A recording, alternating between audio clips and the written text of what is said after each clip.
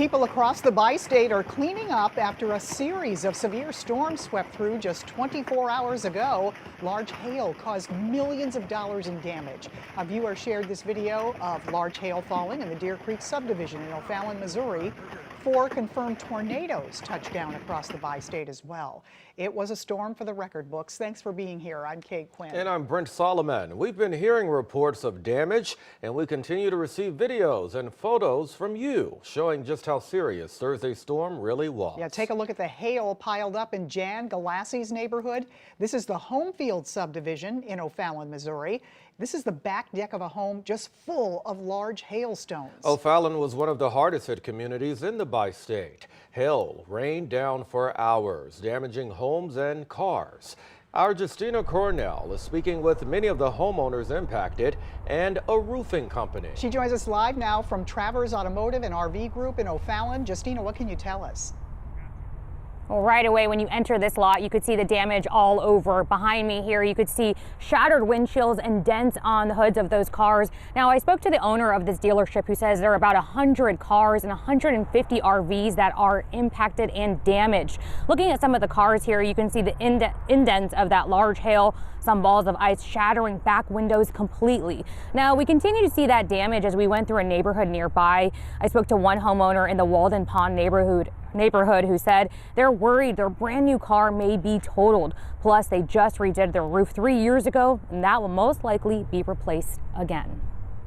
On the roof, we've got the siding, we've got fascia, we've got all the gutters, screens ripped, our pool cover. The truck was probably the worst, shattered sunroof and big damage on the truck. Biggest thing is that everyone's safe, so, you know, things can be replaced, but it's good that we're all safe.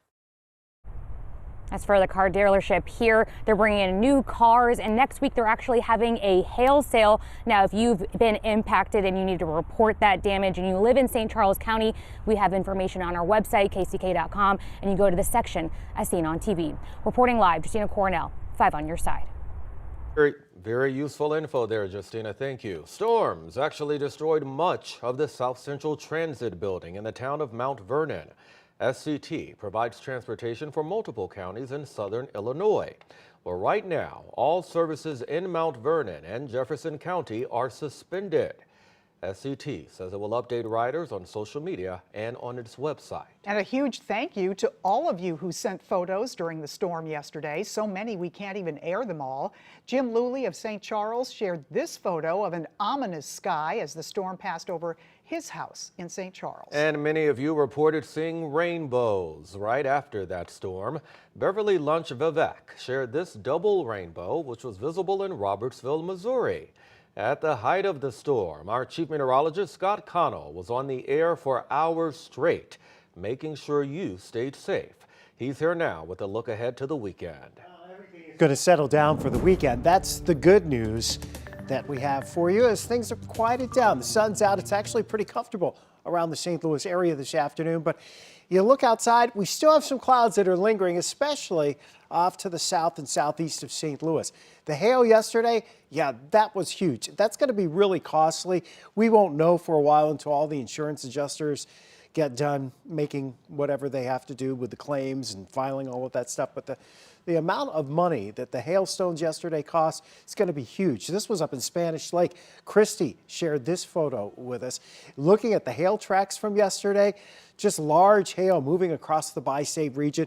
We had several waves of thunderstorms and repeatedly in some areas. You saw more than one round of hail move through, which caused additional problems. There's the storm reports. Now, we just got an update.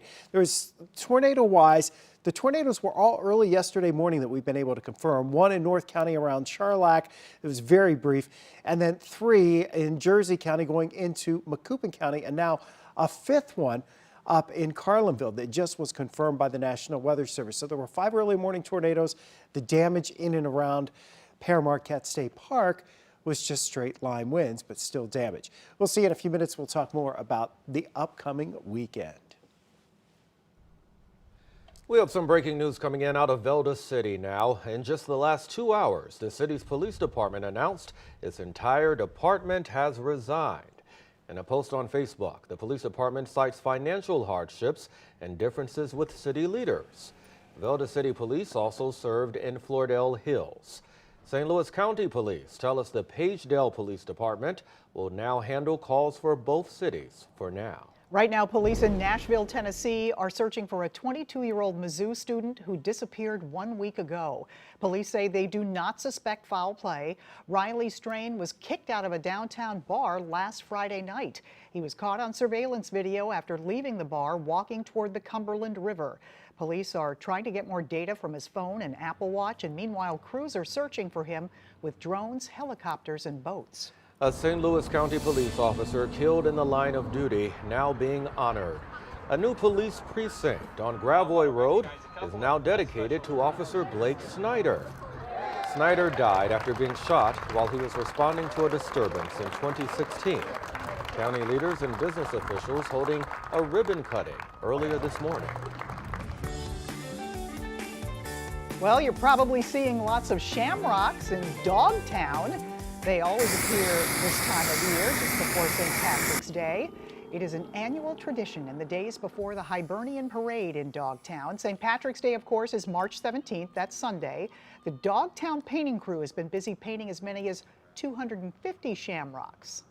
Year 2000, we started doing it, and it's evolved into the new shamrock now, the shamrock inside the shamrock, and we call that the official Dogtown Shamrock. Of that, you can see those shamrocks and more this weekend.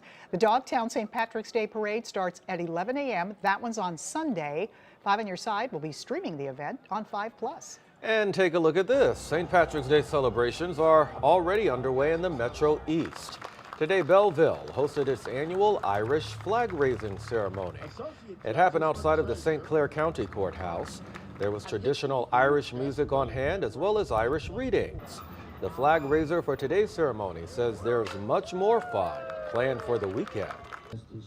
We have an annual parade that takes place tomorrow starting at 11 o'clock, and today officially kicks off that ceremony, plus celebrating St. Patrick.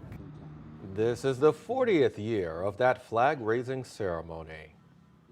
Well, he's a familiar face on local public television. Now he's running for Congress. A local lawmaker pushes for stricter rules for kids online, the new power his idea would give to the state of Missouri. And an elementary school stepping up to support one of their own, who 4 teachers pledged to shave their heads for.